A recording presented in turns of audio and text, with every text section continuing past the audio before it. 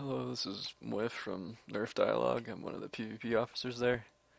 I've recently been getting some questions about my spec and gear, so I was going to make a YouTube video that I could just link people to instead of explaining it every time. Uh, so I'll start off in the far left over here. Uh, I pretty much get 2 points in immutable force, and no matter what build I take, because half a second off your biggest heal is amazing. This is clutch in so many situations. I'm going to jump over here to the balance tree now. Start in the first tier. Obviously, you get 12% damage on telekinetic throw as you cast that a lot. Pretty much your go-to filler, especially when you're out of force as well. Then Will of the Jedi increases willpower by 6%. Jedi resistance is crap. Don't bother with that. Going up to this next tier is where you can be a little bit more creative, I guess. You pretty much want to get the two at least in critical kinesis for the 10% crit on telekinetic throw, as again you cast that a lot. And then you want to get 2 points in focused insight here. It's gonna up your survivability. You'll get a lot of self healing. In long games, I've gotten 75k healing off just this alone and my shields. Then I like to get the 2 points in the pinning resolve. You can mess around a little bit and put a point in project, or sorry, upheaval instead, but I rarely cast project as it costs so much damn force. So I just pretty much pass up upheaval entirely. Force imbalance kind of goes without saying. Psychic barrier, you're gonna want this, otherwise you're gonna be ooming or running out of force a lot. So we get 3 points in that. You're gonna definitely want telekinetic balance. Presence of mind, that goes without saying. Instant force lift, that should also go without saying. Right here, I like to get 2 points in mind ward, as there's a lot of dots in this game from pretty much every class. You got scoundrels and sorcerers and power techs. So I like to put them in here. So I guess you could take these 2 points and put it down here, and you could max upheaval with 1 point, or with no points in pinning resolve, but I prefer that. This kind of goes without saying.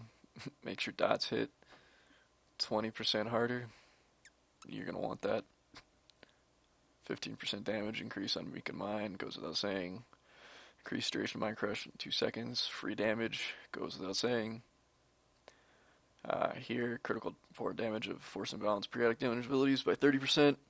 Hopefully it also goes without saying. And then here they mess with this talent like a little bit ago. It only used to give 20%, but now it doubles the amount of healing generated. So, yeah, I think this is a great talent to take nowadays. Not so much before. And then you got your 31-point talent, Sever Force. This is probably the best ability that sages get, or at least one of them. In my opinion, anyway. At this point, you use 34 points, so you've got 7 left. Let's go over Telekinetic Scree. You're definitely going to want this, otherwise you're going to be running out of force a lot. Hell, I still run out sometimes when I'm not paying attention, even with this. You're going to want 2 points in here too. Gives you some more force to play with. Then from here on, you've got basically 2 points left, and I honestly think that the best place to put them is right here. I think that takes your force armor from absorbing around 3k to 3.3k or something like that, or it's close to that. And that's it for this spec. So go to the gear now.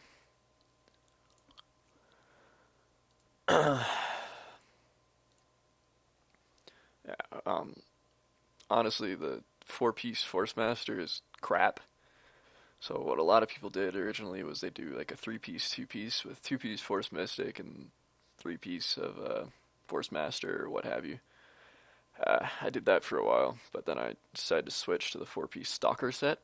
So if you look at this 2-piece and the 4-piece, they're both awesome. Like, I honestly think that these are much better than the two-piece. What I did was I ended up getting two Battlemaster sets and just kind of swapping out mods because obviously we don't need accuracy. I just got the Force Mystics headgear. And then lately for a trinket, I've been trying this out with the Power Relic.